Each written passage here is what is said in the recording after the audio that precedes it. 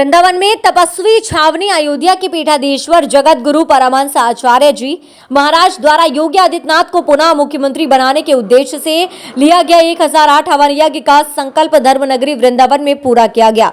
सुनरख road स्थित महेश्वर धाम में त्रियुगी नारायण अखंड धुनी पर आयोजित हवन यज्ञ में जगत गुरु परमहंस आचार्य जी महाराज, महेश्वर धाम के पीठाधीश्वर आचार्य महामंडलेश्वर महंत धर्मेंद्र गिरी गोस्वामी, शंकराचार्य सनातन दशनाम गोस्वामी, अखाड़ा जानकी भवन ज्ञान गुज्जी पीठाधीश्वर महंत रामदास जी महाराज एवं अन्य संतों के साथ वैदिक मंत्रोच्चारण के मध्य हवन कुंड में पूर्णाहुति देकर संकल्प सिद्धि की कामना की।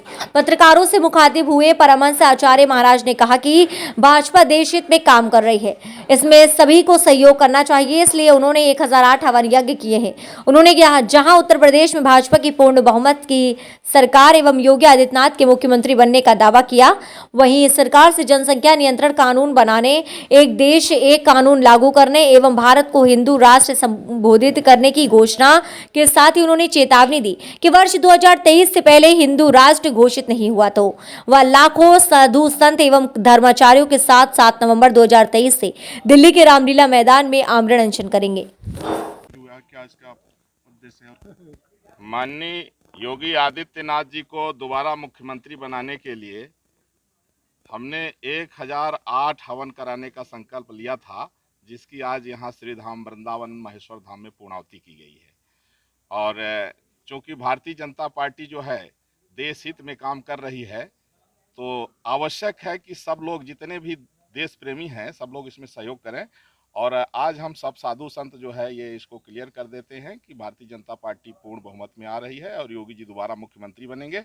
और साथ ही साथ में आगे हम लोग उम्मीद करेंगे कि योगी जी जो है तो तुरंत आगे इस पर पहल करें कि जनसंख्या नियंत्रण कानून, 2 बच्चों की जो है नीति लागू हो, और एक देश एक कानून समान नागरिक संहिता लागू हो, और भारत हिंदू राष्ट्र घोषित हो। क्योंकि दुनिया में 204 देश हैं, 157 जो है ईसाइयों के हैं, 57 मुसलमानों के हैं, एक यहूदियों का इजराइल है, लेकिन हिंदुओं का एक भी देश नहीं है।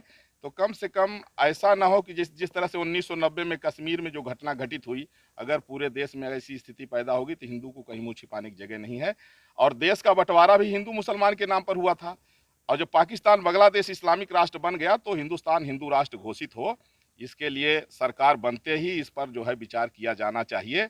नहीं तो हमने राम मंदिर के लिए आंदोलन किया है, हमने जो है हिंदू राष्ट्र की हमने शुरुआत किया है, और ज़रूरत पड़ेगी तो इसके लिए आमरण अनशन भी करूंगा। हमने घोषणा भी किया है कि 2023 के पहले सेंट्रल गवर्नमेंट भारत को अगर हिंदू राष्ट्र नहीं बनाती है तो 2023 7 नवंबर को दिल्ली के रामलीला मैदान में लाखों की संख्या में साधु संत, धर्माचार्य अन्न जल का परित्याग करके वहाँ आमरण अनशन करेंगे।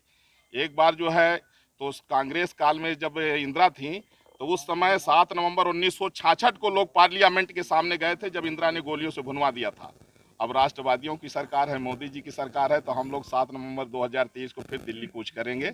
और उम्मीद है कि मोदी है तो मुमकिन है, जो नामुमकिन था वो मुमकिन हो गया।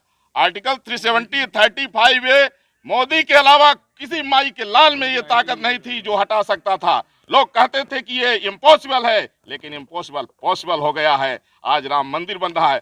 500 वर्षों तक राम मंदिर क्यों नहीं बना? क्योंकि मोदी जैसा नेतृत्व हमारे पास नहीं था। और जैसा कि भाजपा ने कहा था कि अयोध्या, मथुरा, विश्वनाथ तीनों लेंगे एक साथ, आज तीनों मंदिर एक साथ बन रहा है। हमने देखा कल जन्मभूमि में भी, वहाँ भी काम चालू है, और वहाँ कॉरिडोर बनी रहा है काशी में, और अयोध्या में भव्य मंदिर बनी रहा है। तीनों एक साथ काम चल रहा है। जो विवादित स्थल है वो संविधान के दायरे में बहुत जल्दी वो हट जाएगा।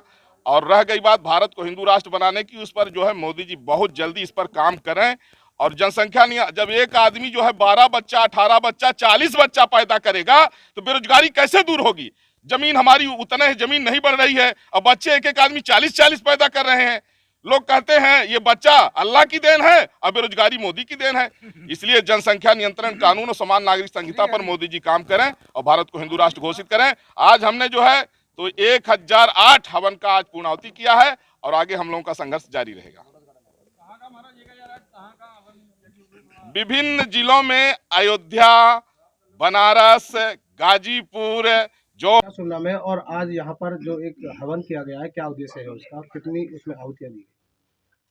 मेरा नाम महेंद्र धर्मेंद्र गिरी गोस्वामी, पीठाधीश्वर आचार्य महामंडलेश्वर श्री शंकराचार्य सनातन दशनाम गोस्वामी अखाड़ा और महेश्वर धाम स्थान पर आज महाराज जी जगत गुरु परमहंस आचार्य जी महाराज द्वारा यहाँ 108वां जो यज्ञ किया गया, उसकी 1008वां यज्ञ किया गया, उसकी पूर्ण आहुति का यहाँ आयोजन किया गया।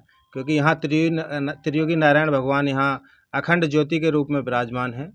और जैसे कि बताया महाराज जी ने, योगी जी की पुनः जो है सरकार में वापसी कर रहे हैं और उत्तर प्रदेश के दोबारा मुख्यमंत्री बनने जा रहे हैं।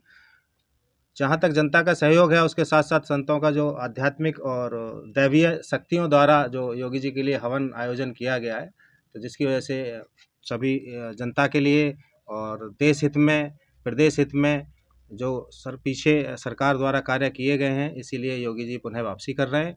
और मैं समझता हूँ कि 10 तारीख को जो जश्न होगा, पूरे देश ही और प्रदेश ही नहीं, पूरे देश के जश्न का माहौल होगा। क्योंकि 4 प्रदेश में लगभग बीजेपी की सरकार पुनः बनने जा रही है और आगामी जो भी कार्य होंगे और महाराज जी का जो संकल्प है वो बीजेपी की सरकार में ही संभव है। क्योंकि राष्ट्र हित में कार्य करने वाली सरकार सिर्फ भारतीय जनता पार्टी है। और महाराज जी का जो संकल्प है हिंदुस्तान को हिंदू राष्ट्र घोषित करने का, इसका लक्ष्य हम अगले साल तक हासिल करके रहेंगे। ये सभी संतों की ऐसी मनोकामना है।